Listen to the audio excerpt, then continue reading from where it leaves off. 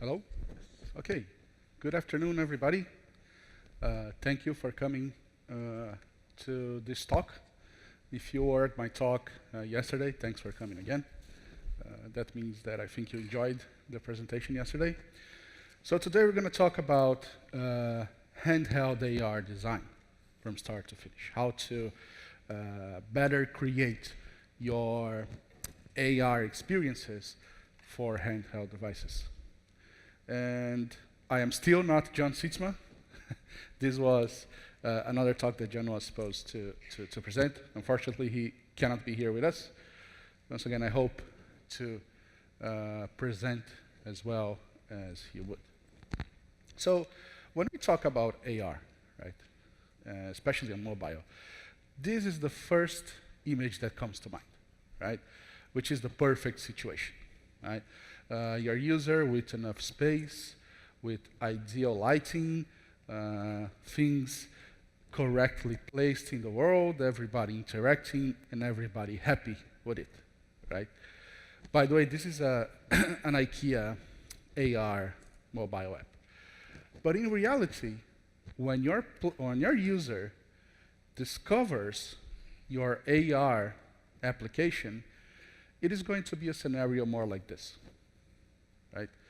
I like to think that out of all these people, the guy who just found your AR application is the guy on the right looking straight at the camera with the eyes of disappointment, saying, "You betrayed me. I wanted to check your cool AR app, and I cannot do it in this cramped subway."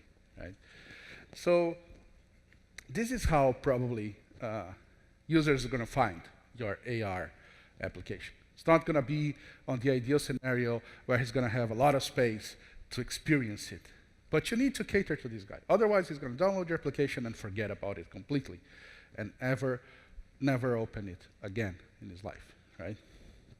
So, as I said, this is John was supposed to do this presentation, and part of this presentation is based on his experience as an AR developer, right? So he have been developing AR applications since 2010. This is one of the first ones we have developed. I also added some content to it, but this is mostly his experience. So this is another one of the applications he developed. So you can see it's like a driving game where the car interacts with the real world. You can see it, the car using this card with the bomb as a ramp. Right? So, you know, it is a pretty cool, interesting, nifty AR game. So he have worked for 2.5 years at Deco. And in this time period, he have created not only AR applications, but he was also developing the AR tool that was used to develop the applications. So it's kind of like you're building a kitchen and making meals at it at the same time. And one important detail about this presentation, we're going to talk about several applications, like we already talked about the IKEA one and the racing game. And we're not here to criticize and to say that the application is bad. We're here to learn, right? There are no perfect applications in the world, maybe except for Unity. And there is a lot to learn on every single one of them. So we are just pointing what works and what doesn't work. And the very cool thing about AR and VR to some extent is I was talking with a developer who creates AR and VR experiences, and he said something that stuck to me. He said that the coolest thing of working with AR and VR today is that everybody's learning. There is no written set of rules of what work and what doesn't work, right? If you're going to make a game for mobile, you know, mobile games have been made for the past 10 plus years. So, you know, there is already a feeling of what is successful and what is not. That is not true for AR. So that is, everybody's experiencing, everybody's exploring, and everybody's making mistakes, and everybody's learning from each other's mistakes. So this is a very cool and very exciting scenario to work in. But when you start to develop for AR. There are a lot of hurdles that don't exist when you're developing, say, for PC or for console. So for instance, as we've seen at the IKEA example, you need to be in the right place. You need to have the space, you need to have the lighting conditions, you need to be at an ideal spot to use the application. For instance, recently, I was going to do a webinar on AR, right? So I set up my computer, I set up my microphone, and I never realized I had my back to a huge window. And when I was about to start, I realized that the tags I was going to use on my presentation, they were on a glossy paper. And so since I had the window on my back, the sun was shining, and the glossy paper was reflecting the sun. So it was really hard to pick up the tag and render what was supposed to be rendered on the tag. Right? So and then I had to scramble, just move positions, get away from the window to finally be able to do my presentation. So, as I said, ideal place, right place to be able to experience your applications. Not only that, but we need to jump through hoops before we can do something useful. What do I mean by that? This is kind of connected with the right place, right? When your player opens up an AR experience, well, and you probably have experienced that as well, the first thing you have is some message that says something like, find a suitable place to get started. So now, you're asking a favor, so to speak, to your user before he can start using what you've created. So he's going to have to move around and to look for the right place. Oh, this doesn't work. Let's try on the carpet. Oh, the carpet doesn't work. So, it is a challenge not only for you to develop it, but for the player as well, right? And there are a lot of technical terms and jargons and techniques that you'll need to learn, like planes, cloud points. There's this whole jargon associated with AR.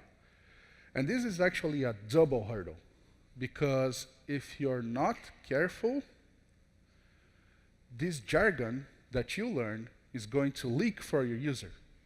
And all of a sudden, your user is looking at a pop-up message on the experience saying something like, please find a suitable plane for the point cloud. And you have no idea what that is, right? And finally, you're asking the user to use his device, to use his phone in a way he's not used to, right? Naturally, we have been trained, so to speak, to pick up the phone and use it like this, right? Looking down, holding it with the back of your hand here, and now you're asking the user to work with his phone something like this, right? Which is completely different and unnatural for him. So it's pretty difficult. There's a lot of stuff that you need to consider to start creating AR content. Why should you do that? It's super hard, right? Why bother? Because AR brings you such a different and amazing experience that it is worth the effort for everybody, for the developer and for the user, right? So for instance, you can do location context. So it is the pretty common classic Google Glass example where you're walking around and you're showing to your user that there's a bank 500 meters from here, there's a nice restaurant across the street. AR allows you to show that to your user. Communicating in 3D is a big advantage. There's one thing is to show a screenshot of a 3D model or to show a screenshot of a person to your user. Another thing completely different is allow your user to walk around this person and look into detail, right? Think about a sculpture in a museum. If you see a picture of a sculpture, it is one thing. But when you are in the museum, looking around the sculpture, walking around and being able to stretch your head and look at this tiny detail, it's a completely different experience. Spatial awareness is something that is really funny. It is very natural. Show of hands, who here have experienced the HoloLens? Okay, not a lot of people. And the HoloLens is really interesting. Even though, the session is about handheld AR, the HoloLens is arguably not handheld. But the HoloLens, it allows you to run applications on Windows, like you do on Windows, and you can pin these windows around the world. So say I can open a browser, and I put the browser window on this screen here, and I pin it here. I open a game, and I pin the game window on that wall. I open, say, a text editor, and I pin it on the floor. And I instinctively remember where all these windows are. If I want my browser, I remember, oh, right, the browser, I pin it here. And I just turn around and start using the browser. Oh, now I want to play the game. Oh, my game is over there. And I know that it's there. So the spatial awareness, it is something really crazy. There's probably a very good scientific explanation of why we know where those things are, even though we're not exactly in the real world. But it's something that AR provides you. And of course, well, we live in the real world, I guess. And being able to interact with it is the ultimate form of immersion. Right? You probably have seen some AR examples where people just create like a portal in the middle of the street, and you walk through the portal and you're in a completely different place. It is very crazy, and it's very interesting. And this is you're only able to do this because of AR.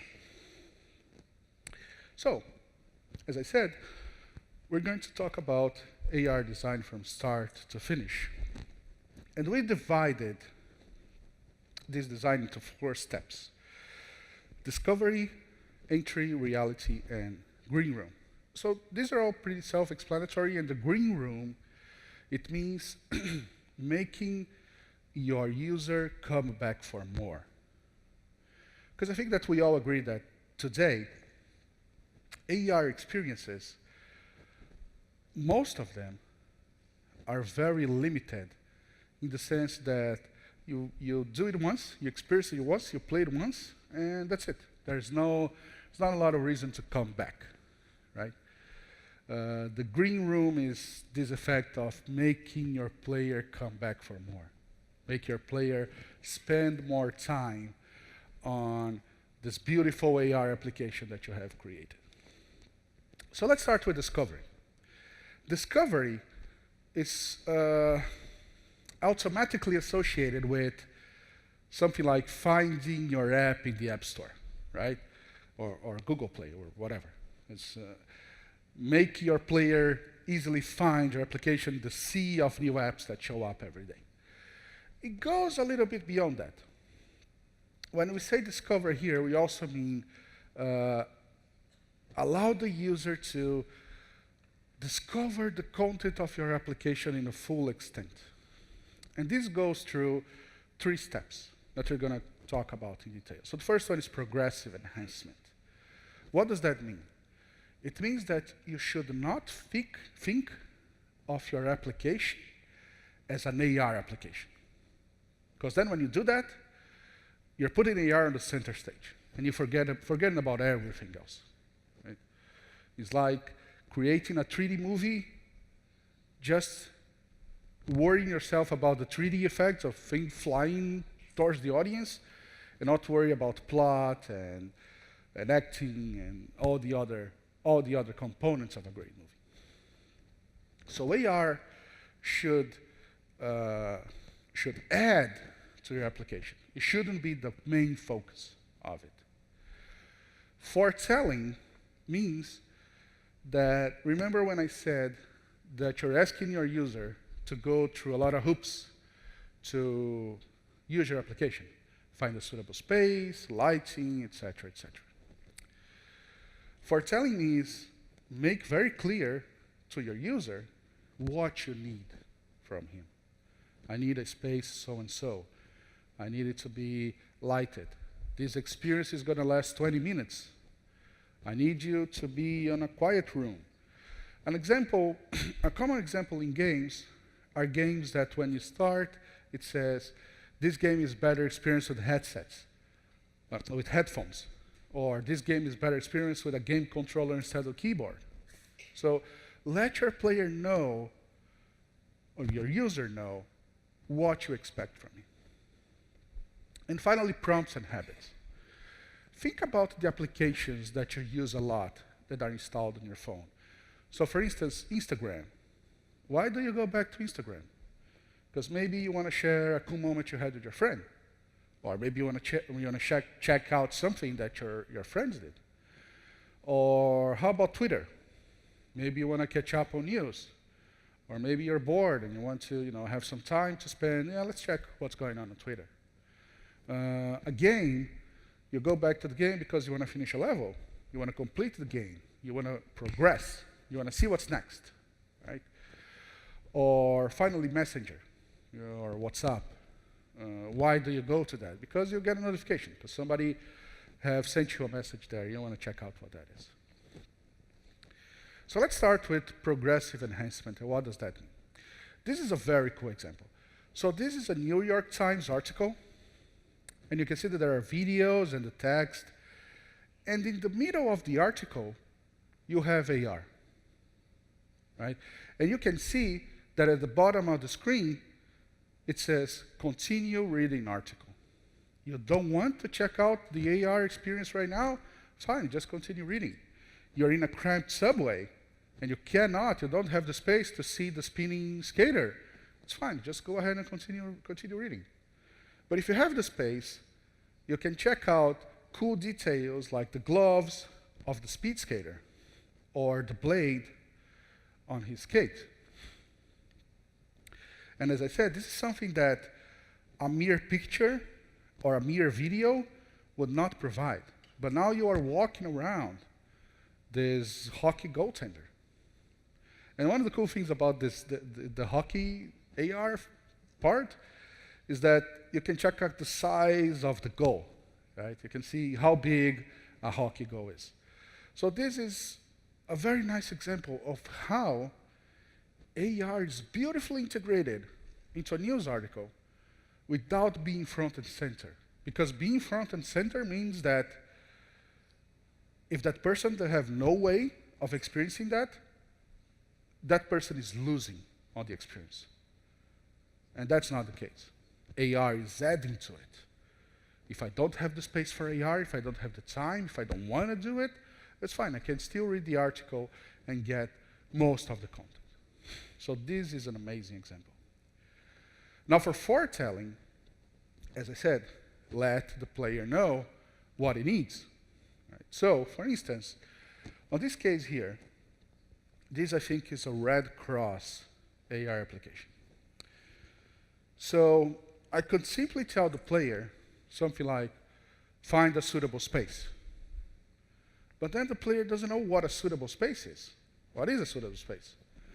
But here, I can see in the white lines, you have the outline of the size of the area the application requires. So now I know how much space I need in order to enjoy this application. And then I know if I can do it right now on the cramped subway, or if I'm going to have to wait until I get home to try it out. I know it beforehand. So I'm not going to get frustrated trying it in a cramped subway, trying it in my tiny bathroom, trying it in my dark kitchen. No, I know exactly what I need.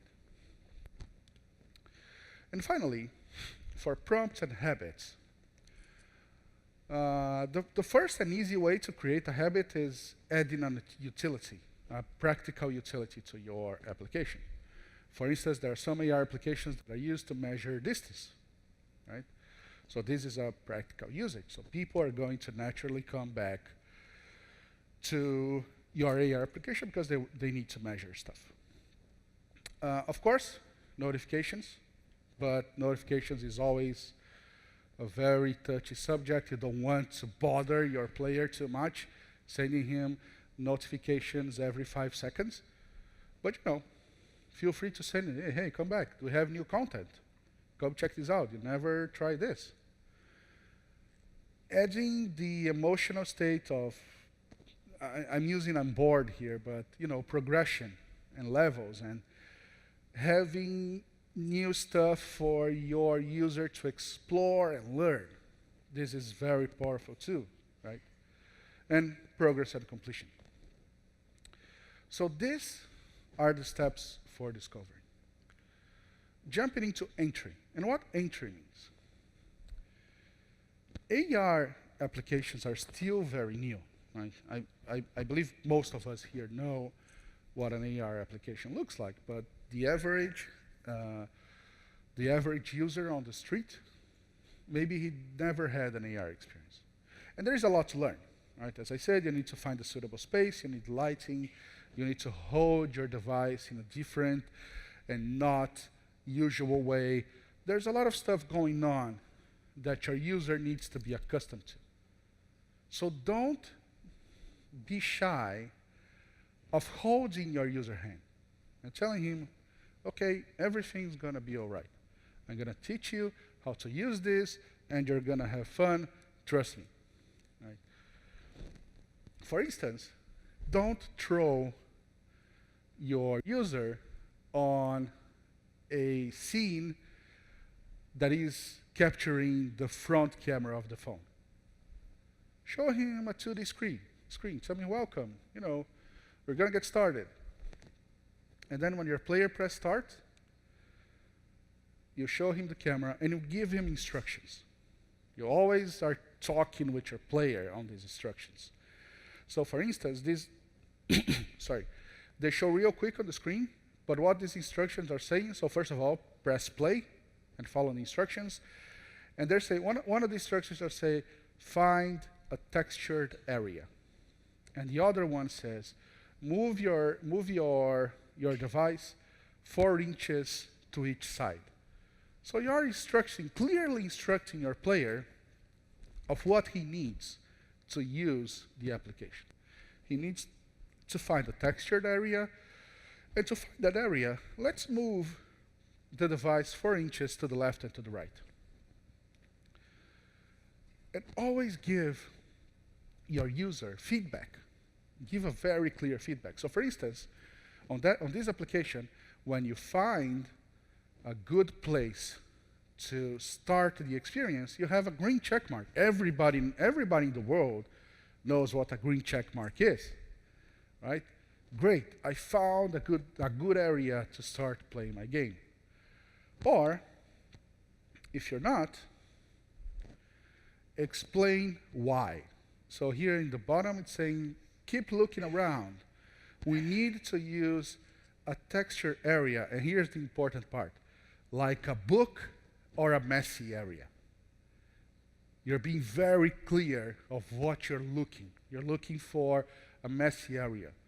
When I read the messy area, what I think about is my desk at work, with a lot of stuff, with papers and my mouse and my cup and everything there strewn around, and I know that that is the ideal area. Right? So this is very clear for the player. Even imagine the same screenshot with only the red check mark and the can't see anything to land on. It would be completely different, wouldn't it? What is land on? What is a thing to land on? I have no idea. I'm looking at an empty floor. Are you telling me that the empty floor is not good enough for you? What do you need? What else do you need? What else can I do for you? And that is very clear. You need a messy area. So be very clear to your user.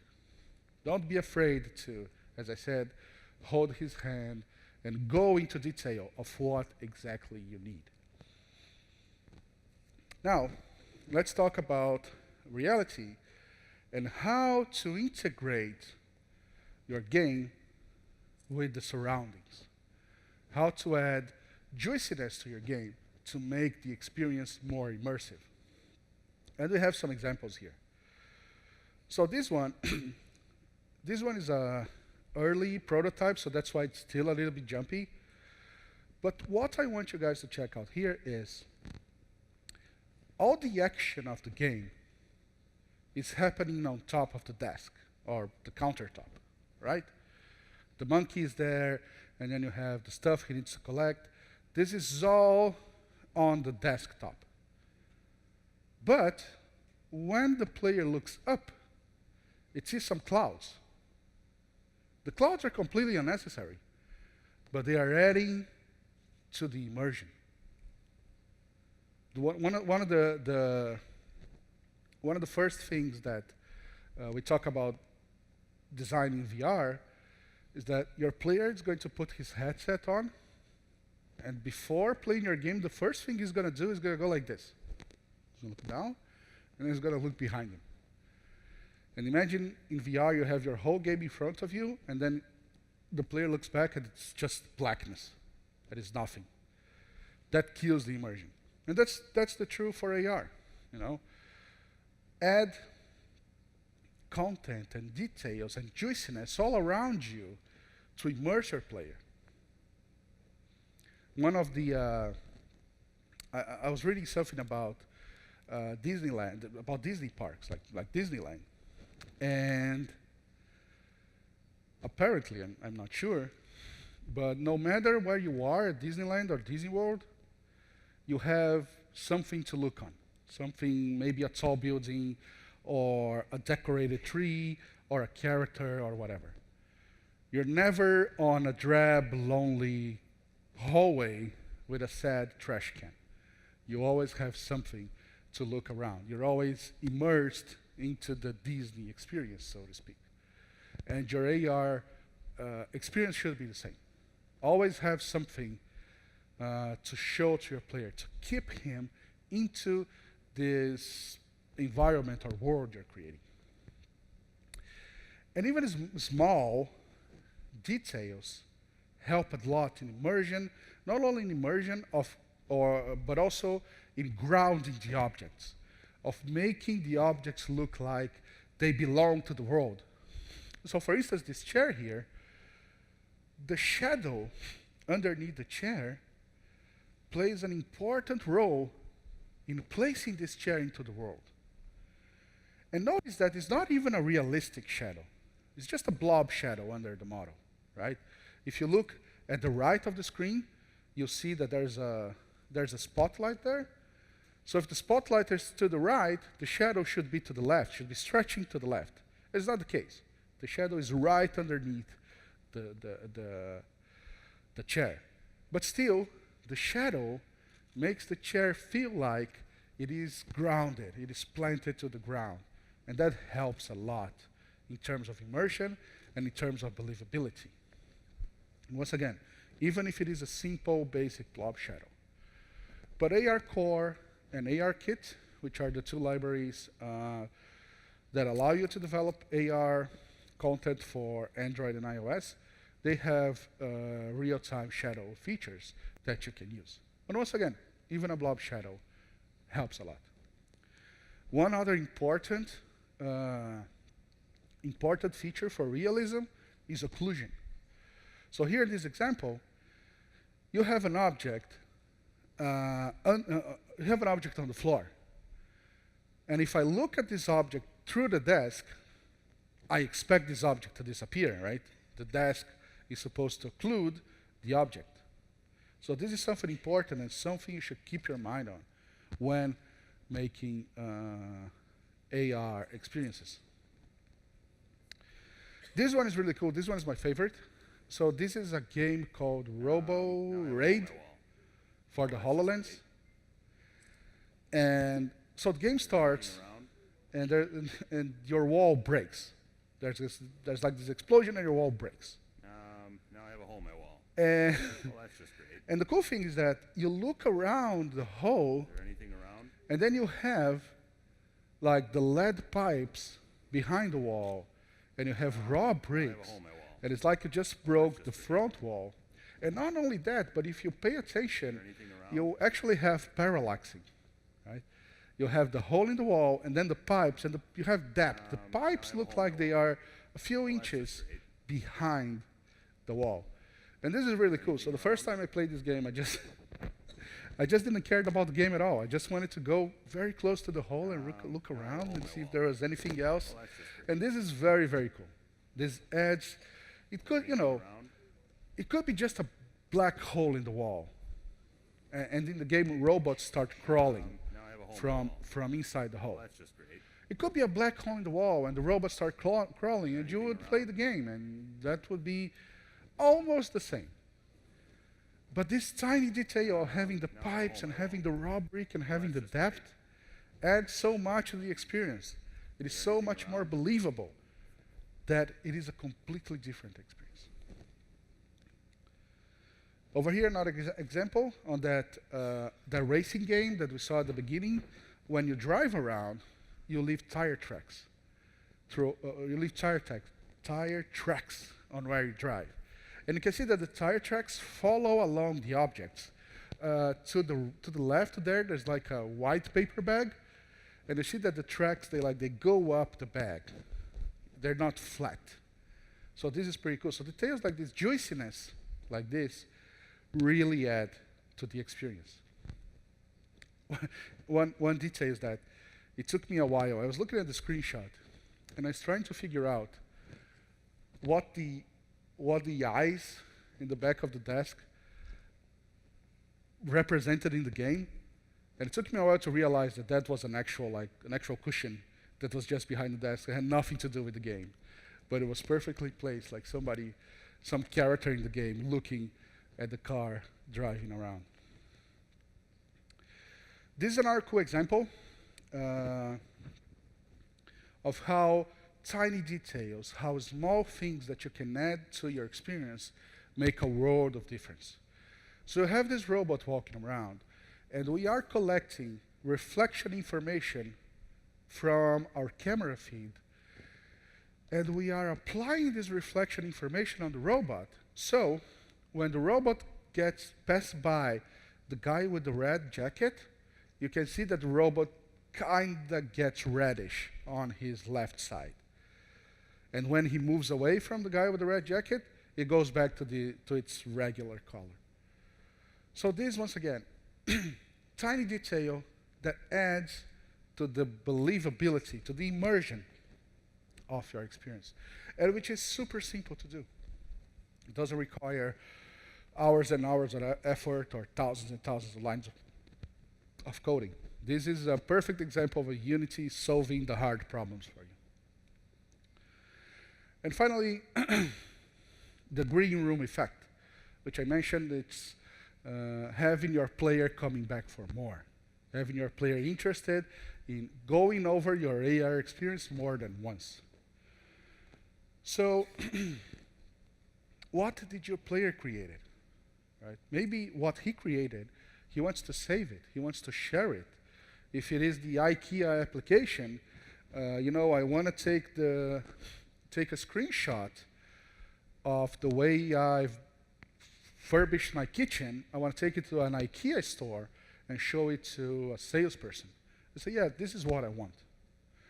Or maybe if I drove my RC car around my desk and made tire tracks all over it, I want to share this screenshot on Facebook. Or I want to record a video of myself driving around on the top of my desk. So give these abilities to your player. If he created something, if he did something to the world that is interesting, allow him to save that and share that. In the worst case scenario, you're only helping yourself to spread the word about your experience. Allow your player to save what he created. Allow your player to be able to show around, to show, hey, look, I played this AR thing, I did this crazy stuff. Allow him to show that to his friends in real life as well. And always offer him new content, right? Always offer him new stuff to do. Don't stop at the at the tiny 5, 10, 15 minutes experience that you originally created. Offer him new stuff to do. Offer him a reason to come back to your application and do more. So a quick recap. And I think the most important thing here is what we call the reality-centered design. Don't design your application around AR. AR is a feature, but AR is not the main feature. It's not about AR, it's about the experience and about the content you create. And AR is just going to make this content even more awesome. Hold your user's hand. Don't be afraid to over-explain stuff to him.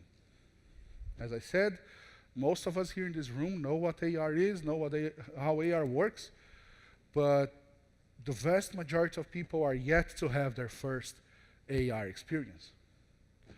Make it fun, even if it is a corporate application like the IKEA one. Make it interesting, make it juicy for your player. If he places a desk in the world, add some particles, add a boing animation to the desk. Make your player feel like he accomplished something. Once again, be careful of the jargons. Never ask your player for a suitable plane. Tell him to look around. Tell him what you're looking for. Remember the messy area or book part. Be very careful of using jargons. Always have the user experience on top of your mind. It needs to be fun, it needs to be interesting, it needs to be engaging, and remember once again, most people never had an AR experience. Finally, test early, test often, validate your ideas, validate your experience, and most importantly, test it with people who never used AR experiences before. Because once again, this is the vast majority of your target audience. You need to see if these people that are going to experience AR for the first time are going to enjoy what you're offering them. Okay, so that's it. Thank you so much. Here's my email. I work out at the Unity Singapore office. So my email is j@unity3d.com. Feel free to reach me if you want to learn more about Unity in general, AR specifically. Of course, we also have the amazing team here in Korea that is more than able and capable of help you guys with any of your questions. And also, I'm at Unity Connect, so connect.com/u/j. Actually, it should be unity.connect.com. I need to fix this. Unity.connect.com/u/j. I'm there too, so feel free to reach me there. I always try to post interesting stuff. And we also do webinars regularly. We have time for questions. Anybody have any questions? Okay, so thank you very much.